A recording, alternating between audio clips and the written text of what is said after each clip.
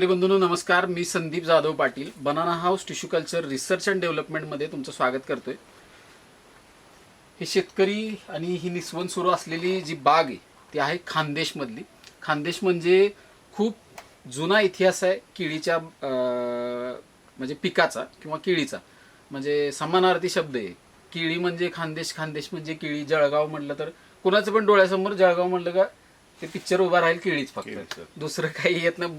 भूगोलाचं पुस्तक, जॉग्राफीच्या पुस्तकापासून ते सगळीकडं फक्त जळगाव म्हटलं तर केळी. आणि त्याच खानदेशमधल्या एकदम सुंदर प्रदेशातले हे एकदम चांगले शेतकरी आहेत ज्यांनी इथं साधारणतः 7-7.5 महिन्यापूर्वी प्लांटेशन केलं होतं. आणि त्या पद्धतीत त्यांचा काय अनुभव आहे किंवा काय मेहनत घेतलेली, मेहनतीशिवाय तर कुठली गोष्ट मिळत नाही, तर तीच मेहनतीचा अनुभव तुमच्याशी मी शेअर करणार आहे. तर शेतकरी आहेत नसीम साहेबू शेख, बरोबर ना? नसीम साहेबू शेख, गाव आहे तोंडापूर, तालुका जामनेर आणि जिल्हा आहे जळगाव, खानदेश प्रदेशमधली. एकूण तुमच्याकडं सर सगळं क्षेत्र किती आहे? 20 एकर. 20 एकर. 10 एकर. हां, नाही, एकूण 20 एकर. 20 एकर. आत्ता 20 एकर मध्ये ह्या आजच्या दिवशी कुठली कुठली पिकं उभी आहेत? याच्यात 20,000 केळी लावेल आहे. 20,000 केळी आहे. हां. आणि काही कापूस लावेल आहे आणि काही मक्का लावेल आहे. मक्का कापूस हे दोन भुसार पिकं. आणि त्याच्यानंतर कापूस पण तसं कॅश क्रॉपच म्हणा, पण मक्का जे धान पीक आहे ते मक्का, आणि त्याच्यानंतर कापूस, आणि त्याच्यानंतर 20,000 केळीचे खोड आहे सध्या यांच्याकडं. हे सगळं जेवढं आता ही एवढी शेती आहे ती किती लोक घरातले तुम्ही बघताय आणि कसं कसं नियोजन करताय, आणि तुमची मुलं काय करतात? मला 2 पोरं आहे. 2? हा. एक पोरगा माझा डॉक्टर होतोय. होत आहे काय कुठल्या ह्याच्यामध्ये ते सेनवा मध्ये आहे. हां. BOMS करत आहे ते. BAMS. हा, 3 वर्ष झाले त्याला. 1 वर्ष तिथं राहायला. बरं. आता आणि सगळं शेतीवरच केलेलं? सगळं शेतीवर. म्हणजे हे किती उत्तम उदाहरण आहे. स्वतःचा एक मुलगा डॉक्टर केलेला आहे आणि एक मुलगा स्वतः शेतीमध्ये. दोनच मुलं आहे. एक शेती मी बघतो आणि एक मोठा पोरगा बघतो. मग आता ते जे डॉक्टर होणार आहेत ते किती अजून किती वर्षात डॉक्टर पूर्ण होतील? ते 1 वर्ष बाकी आहे. बस. म्हणजे अजून 1 वर्षामध्ये ते बाहेर पडतील की डॉक्टर म्हणून. आणि खूप चांगलं आहे. म्हणजे आता तुम्ही आता एवढं मोठं काम त्यांच्या हाती देणार आहे. लोकांना आजार ती काय देवानंतर ती काय दुआ के बाद दवा की जरूरत आहे तसा प्रकार आहे तो. आणि एकदम चांगली व्यवस्था यांनी सगळी इथली बघितल्यानंतर कळते की आज बागेत जर असं पूर्ण बघितलं तर एक रेषेमध्ये स्वच्छता ठेवलेली.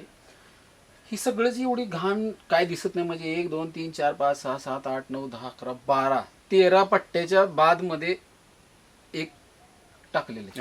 मग एवढी मोठी वाहतूक करतात लोक. काय करतात? एकाड टाकून, म्हणजे ते आळस कुठंच दिसत नाही. पूर्ण जोश दिसतोय. 13व्या लाईनीमध्ये इथनं सगळा कचरा घेऊन टाकलेला आहे. म्हणजे स्वच्छता काय असते त्याचे पण एक उत्तम उदाहरण आता इथं चाचांकडनं बघायला मिळते. तर हे सुरुवातीला केळी लावायचं ज्यावेळेस डोक्यात आलं फक्त ह्या क्षेत्रामध्ये, तर हे क्षेत्र निवडायताना ह्यात पहिलं काय पीक होतं आणि कसं कसं तयारी केली सांगायची शेतकऱ्यांना? याच्यात पहिले कापूस होती. मग कापूस उपटले. मग त्याच्यात काही शेणखत 5-6 ट्रॅक्टर ते वापरले.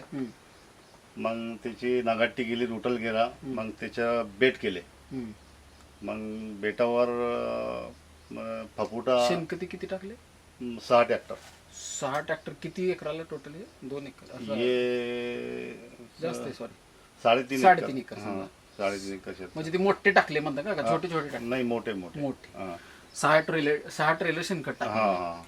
आणि मग लागवड करताना सगळ्या क्षेत्रात विस्कडले परत रोटावेटर मारला त्याच्यावर. रोप लावताना तुम्ही बेडवर लावले का सपाट लावले का सरी मारले होते? नाही, बेड पाडले. मग नंतर त्याच्यावर ते कोळपा आणला. बरोबर. सपाट केला लेवल. हा. मग ठिबक अथरली आणि मग रोप लावला. बर. म्हणजे शेणखताचा पण योग्य प्रमाणात वापर केलेला आहे. लागवड ज्या वेळेस रोपं लावली त्यावेळेस तुमचं जे इथलं वातावरण होतं ते पावसाचं होतं, उन्हाचं होतं का थंडीचं होतं? ते जानेवारी महिना थंडचा होता ना. तर किती तारखेला तरी अंदाजे? 5 जानेवारी लावले आहे. 5 जानेवारी म्हणजे जानेवारी पूर्ण अखंडच धरला. जानेवारी आणि फेब्रुवारी म्हणजे जवळजवळ 1.5 ते पावणे 2 महिन्यापर्यंत थंडीच होती. 2 महिने पकडू आपण थंडीतला. आणि फेब्रुवारी झालं, मार्च, एप्रिल, मे, जून मे मध्ये पाऊस पडला ह्या वर्षी ना, हा. जून मध्ये पाऊस पडला. म्हणजे जास्त काही उन्हाळा नाही, पण तरी बी टेम्परेचर असेलच, तरी तुमच्याकडे जास्त असतं टेम्परेचर. 42च्या 40च्या आसपास टेम्परेचर असेल. म्हणजे 2-3 महिने थंडीतले, 2 महिने थंडीतले आणि 3 महिने उन्हाळ्यातले, आणि त्याच्यातल्या नंतर आत्ता पाऊस चालू झाला. शेतकऱ्यांना एक महत्वपूर्ण गोष्ट मला सांगायची, जे पण थंडी आणि उन्हामधून प्लॉट पुढे येतात तर त्यांना थोडासा वेळ लागतो नॅचरली पद्धतीने. म्हणजे इथं काय आमचंच रोप म्हणून नाही, कुठल्या बी असेल तर त्यावेळेस काय होतं, एक पोषक वातावरण ज्याला म्हणतो आपण, की ज्याला तिकडच्या भाषेत देव पाणी म्हणतो, तुमचं वरचं पाणी ज्यावेळेस पडतंय त्यावेळेसच ते एकदम प्रफुल्लित होतं. म्हणजे तुम्हाला पण फरक दिसला असेल की पाठीमागच्या 4-5 महीने जेवढा फरक दिसला नहीं, एक बारिश हो गई तो बहुत बढ़िया, बहुत बहुत मतलब दिल खुश करने वाला ऐसा बगीचा आपको मिल गया. इसके आगे अभी तक जो भी कुछ ऊपर का खाद डाला है, मतलब जो भी रासायनिक खाद पूरा, वो पूरा कितना मतलब कितने टाइम में डाला है और कितनी बार डाला है? इसको मैंने 4 डोज डाला है. 4 ऊपर का? ऊपर का. हाँ, और 4 महीने के अंदर पूरे डोज कर दिया था मैंने. अच्छा, तो इधर एक शब्द भी है आपके पास, सोड़-साड़, वो भी कितनी टाइम से तो कर रहे हैं? मैं 15 दिन के बाद इसको पोटेश ड्रिप से छोड़ रहे हैं? हाँ, ड्रिप से पोटेश, जो भी कुछ वाटर सोलेबल लिक्विड वगैरह जो पोटेश 60-40, कैल्शियम नाइट्रेट, बोरान, ऐसा छोड़ रहे हैं. हाँ, मैग्नीशियम, सल्फर. सल्फर वगैरह. और दूसरा बात, जब भी ये पूरा निकल जाएगा, एक 100% डिलीवरी कंप्लीट हो जाएगा, तो उसके बाद इसके ऊपर स्प्रे कितने डालेंगे आप? स्प्रे तो भी मैं इसके ऊपर 3 से 4 डालूंगा. 3 से 4, मतलब एक 4 बार ऊपर का खाद है.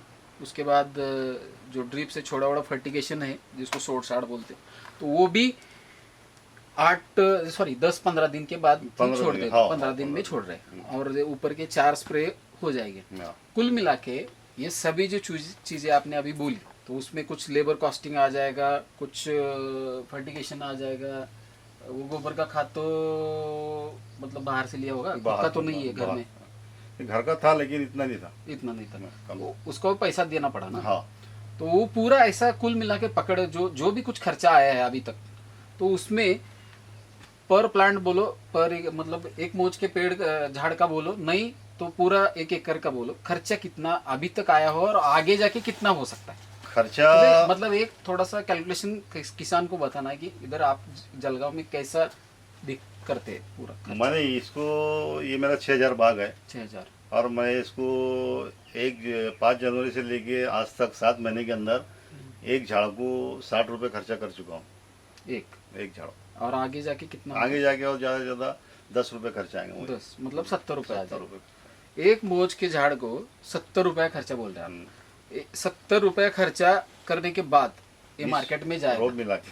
हाँ, वही सब आया, वो मार्केट में जाएगा, उससे ज्यादा नहीं होगा.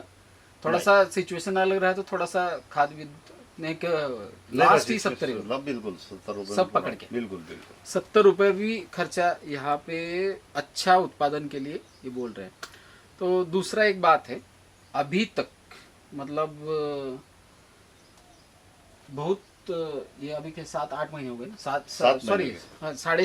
से 7 महीने हो रहे हैं. तो ये 6.5-7 महीने में ऊपर का जो आसमानी संकट है वो आपको आया था क्या? मतलब जिसमें का पाऊस असू द्या, गारपीट असू द्या, किंवा एकदम फुल टेम्परेचर असं कधी झालंय? नाही.